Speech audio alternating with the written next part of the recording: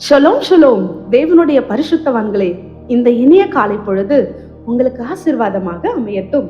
லோகத்தின் பரனிலிருந்து உங்களது தினசரி தீர்க்க தரிசன நாளிதழிற்கு உங்களை வரவேற்கிறோம். வியாழக்கிழமை 24 தம்மூஸ், ஜூலை 9. சுடர்விடும் அன்பு. எபிரேயர் 1:7. தேவ தூதரை குறித்தோ தம்முடைய தூதர்களை காற்றுகளாகவும் தம்முடைய ஊழியக்காரரை அக்கினி ஜுவாலைகளாகவும் செய்கிறார் என்று சொல்லியிருக்கிறது. நீங்கள் ஒரு கிறிஸ்தவராக மாறிய அந்த நொடியிலேயே ஊழியத்திற்குள் அழைக்கப்பட்டு விட்டீர்கள்.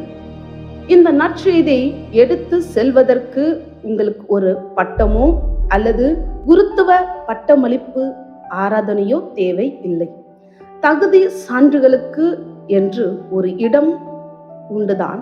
ஆனால் அந்த அழைப்பை உறுதிப்படுத்தும் ஒரு காகித துண்டு இல்லாமலேயே இந்த ஊழிய அழைப்பை நிறைவேற்ற முடியும்.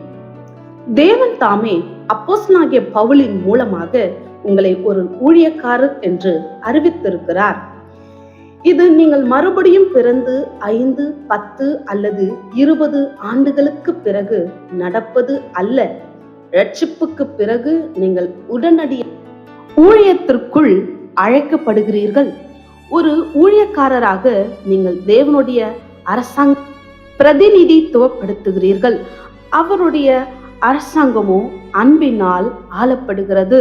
அதனால்தான் வேதம் உங்களை ஒப்புரவாக்குதலின் ஊழியக்காரர் என்று அறிக்கையிடுகிறது.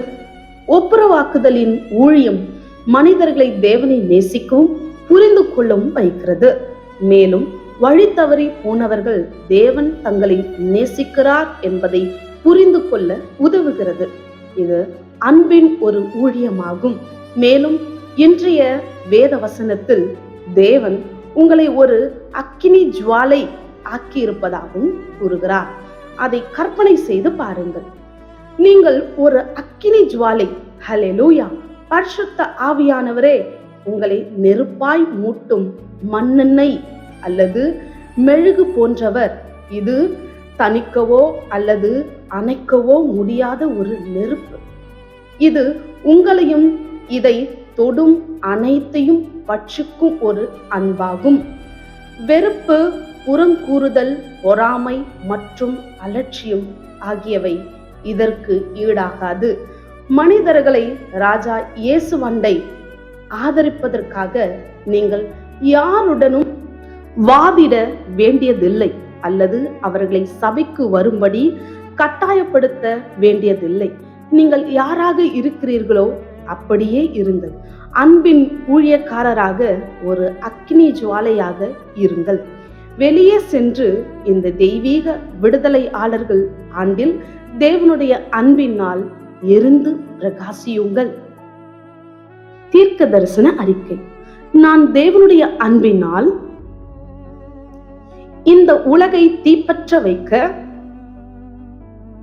ஆயத்தமாயிருக்கும் ஒரு எரியும் நெருப்பாய் இருக்கிறேன். எனக்குள் இருக்கும் தேவனுடைய அன்பு என் உலகத்தில் தெய்வீக விடுதலையை உண்டாக்கும். ராஜாவாகிய இயேசுவின் நாமத்தில் ஆமென். மேற்கொண்ட தியானம் 2 கொரிந்தியர் 5:17-18, ரோமர் 5:5, 2 தீமோத்தேயு 4:5. 365 நாள் வேத வாசிப்பு திட்டம். இன்றைய உங்கள் வாசிப்பு திட்டம் யாத்திராகமம் 13-15 அதிகாரங்கள்.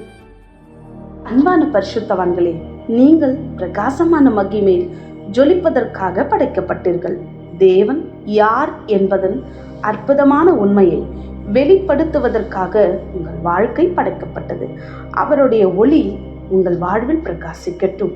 மேலும் கர்த்தருடன் இணைந்து ஒரு அற்புதமான ஒளியை உருவாக்கும் செயல்முறையை அனுபவித்து மகிழுங்கள். இன்று உங்கள் மீது கூறப்பட்ட தீர்க்க தரிசன வார்த்தைகள் உங்களை உற்சாகப்படுத்தி பலப்படுத்தட்டும்.